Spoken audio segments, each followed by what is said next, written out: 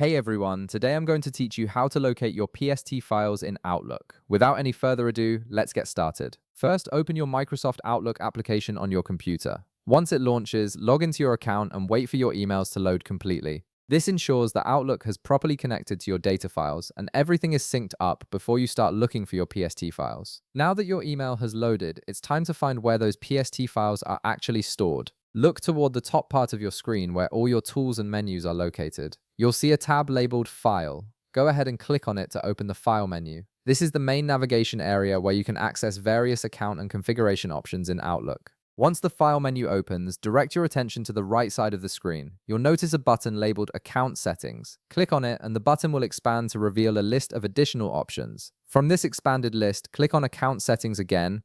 This will open a new window dedicated to managing your account configurations and data files. In the Account Settings window that appears, you'll see several tabs at the top. Click on the Data Files tab. This section is specifically designed to show you all the data files associated with your Outlook account, including your PST files. Under this tab, you'll see a list of your current data files along with their locations and other details. Now, look for a button labeled Open File Location and click on it. This action will open a File Explorer window that takes you directly to the directory where your Outlook PST files are stored.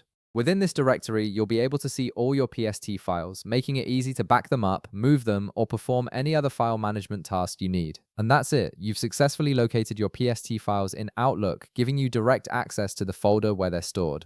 If this video helped you out, be sure to leave a like, subscribe, and I'll see you in the next one.